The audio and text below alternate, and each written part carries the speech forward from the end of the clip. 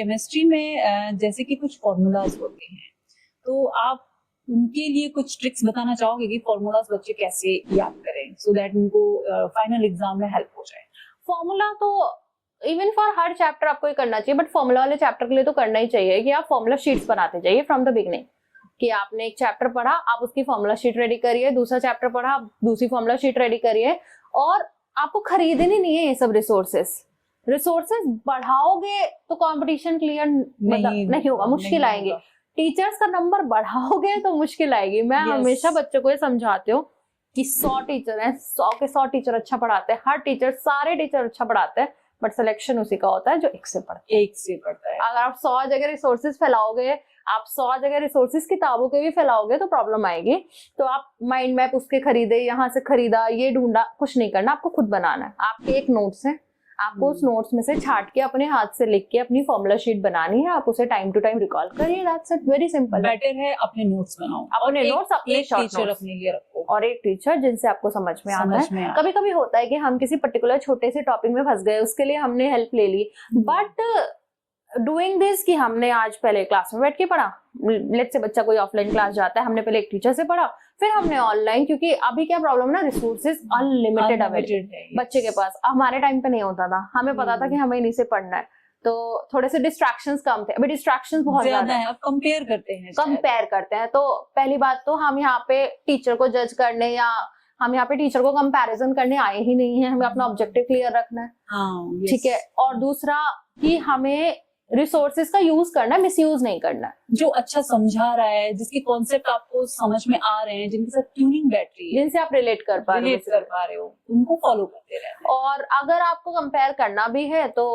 आपको ये नहीं देखना है कि हमें मजा आ रहा है कि नहीं आ रहा है। व्हाट इज, आपको पैरामीटर्स भी नहीं पता है as a student for the comparison, क्योंकि आपका अल्टीमेटली पर्पस क्या है कि मेरा क्वेश्चन सॉल्व होना चाहिए। This is the purpose. आपको एग्जाम क्लियर करना है तो आपका फोकस वो होना चाहिए। काफी बार होता है कि बच्चे बोलते हैं कि हमें क्लास ली थी, हमें मजा बहुत आया, लेकिन हमारे स्टडी पैकेज का एक भी क्वेश्चन सॉल्व नहीं हुआ। तो आप गलत, मजा is a different thing, question solve होना। कंपटीशन एग्जाम में थोड़ा पेन होता है, कंपटीशन एग्जाम फुल मजा नहीं है, यहाँ आपको थोड़े पेन को बेयर करना पड़ेगा। सो जरूरी नहीं है जिस क्लास में मतलब मजा भी आ रहा है वो आपको समझ भी आ रही है। यस। तो हर मजेदार क्लास जो है वो सही नहीं है। ओके, तो अब अपने नेक्स्ट क्वेश्चन की तरफ जाते हैं। आप बच्चों को कैसे बताओगे कि नीट के लिए जो केमिस्ट्री का ट्रिकी पार्ट होता है जिसमें वो हाई स्कोर कर सकते हैं एग्जाम में, वो कौन सा हो सकता है? मेरा अप्रोच तो बहुत सिंपल रहता है। सबसे पहले अपना सिलेबस जान लो। आप क्या पढ़ने जा रहे हो एज अ स्टूडेंट, आपको अपना पूरा सिलेबस पता होना चाहिए। कभी कभी मैं जब बच्चे आते हैं, पहले दिन आते क्लास में, उनसे ऐसे ही पूछ लेती हूँ कितने चैप्टर्स हैं, नहीं पता होता, उन्हें पता ही नहीं है। और मैं उनसे सिर्फ केमिस्ट्री नहीं पूछती हूँ, पूरे नीट में कितने चैप्टर्स हैं।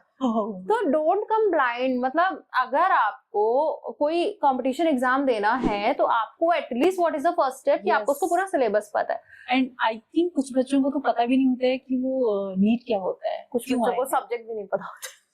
ये सच में मतलब ऐसा है कि वो किस पर्सपेक्टिव के साथ एक्चुअल में तैयारी कर रहे हैं और किस चीज के लिए तैयारी कर रहे हैं। काफी एक तरह से चैलेंजिंग हो जाता है, बहुत उनके लिए बहुत चैलेंजिंग हो जाता है। तो एटलीस्ट आप जानो, एक छोटा सा अपना प्री रिक्विजिट्स है बहुत बेसिक सी, कि एटलीस्ट हमें ये तो पता है कि हम जो करने जा रहे हैं कि ये करना है हमें। एक चेकलिस्ट रखिए। चेकलिस्ट में भी फिर मैं बोलती हूँ कि केमिस्ट्री सब्जेक्ट को एज अ पूरा सब्जेक्ट मत लिखो और एक चैप्टर को चैप्टर मत रखो, माइक्रो कॉन्सेप्ट लिख लो उसके।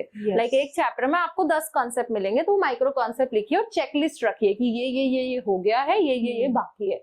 जब आप बाइफरकेट कर लोगे बहुत अच्छे से, और जितने अच्छे से आप अपनी चेकलिस्ट बनाओगे, और बोलते हैं ना बूंद बूंद से घड़ा भर जाता है, आपकी क्लैरिटी आती है। आपके छोटे छोटे माइक्रो टॉपिक से एक दिन जाके आपका पूरा घड़ा भर जाएगा। केमिस्ट्री जो है एक्चुअल में ये टॉपर लोगों के लिए होता है या फिर टॉपर या जीनियस लोगों के लिए होता है या फिर बेसिक स्टूडेंट्स के लिए भी होता है? Okay, very weird, I am listening it for the very first time. बहुत टाइम, मतलब आपको ऐसे क्वेश्चंस बच्चे भी पूछते होंगे कि मैम टॉपर्स तो टॉपर होते हैं, हम तो बहुत कॉमन बच्चे हैं, हम कैसे करेंगे ये सब? तो टॉपर्स को टॉपर बनाता क्या है? टॉपर्स को टॉपर बनाता है उनका डेडिकेशन, उनकी कंसिस्टेंसी और उनकी मेहनत, हार्ड वर्क। सो बेटर है कि मेहनत करते रहो। बेटर है मेहनत करते रहिए, उसका कोई दूसरा जरिया नहीं है, आपको गुजरना उसी रास्ते से पड़ेगा। आज तक जिन्होंने टॉप किया है एक ही तरीके से किया है, दैट इज पढ़ाई करके। आगे भी जो टॉपर बनेंगे दैट इज, और आपको मजा ज्यादा उसे ही करने में आता है जो आप बहुत फ्रिक्वेंटली करते हो।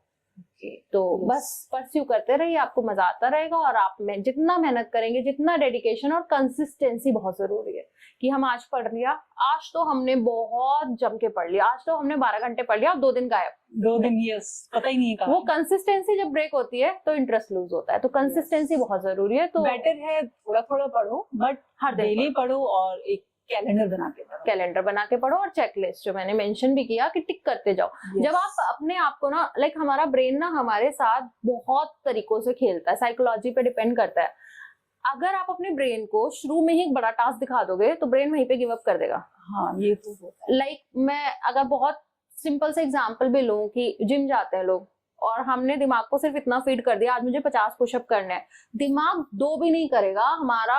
और mind is very clever, very clever, पहले ही गिव अप कर देगा, थक जाएगा। लेकिन अगर हमने दिमाग में सिर्फ इतना फीड किया कि 5 ही पुशअप करने हैं, 5 कर लेगा। 50 के टारगेट पे 2 भी नहीं कर पाएगा, 5 पे 5 कर लेगा।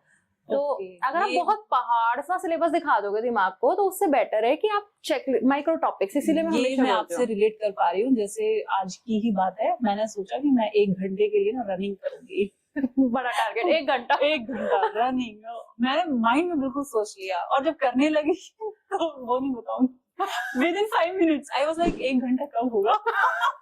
तो आप बहुत बड़े टारगेट्स माइंड को फीड नहीं करने चाहिए। तो ये मतलब बहुत जरूरी है कि बेटर है जितना आप कर सकते हो उतना करो, और कंसिस्टेंसी के साथ। और दूसरा पॉइंट मैं यहाँ पे ऐड करना चाहूंगी कि अप्रिशिएट योरसेल्फ। आप के माइंड को, आपको खुद को, every human being likes appreciation, कि कोई उन्हें उनके एफर्ट्स को अप्रिशिएट कर रहा है, एक्नॉलेज कर रहा है कि वाओ तुमने आज ये अचीव किया है। अचीवमेंट्स दो खुद को। तो जब आप छोटे माइक्रो टॉपिक्स में बांट लेते हो ना, वो चेकलिस्ट आपके सामने अपने वॉल पे लगाई होती है, जैसे आप उसे टिक करते हो ना तो एक सडन डोपामिन रिलीज होता है, वो खुशी होती है, वो अचीवमेंट होती है जो आपको अगले दिन का मोटिवेशन देती है। Yes right. इसमें मैम एक क्वेश्चन एक और भी आता है, बहुत सारे बच्चे जो है ना वो कंपैरिजन करते हैं, पेरेंट्स भी करते हैं, बच्चे भी करते हैं, स्पेशली बच्चों की बात कर लेते हैं। तो वो कंपैरिजन बेसिकली दूसरे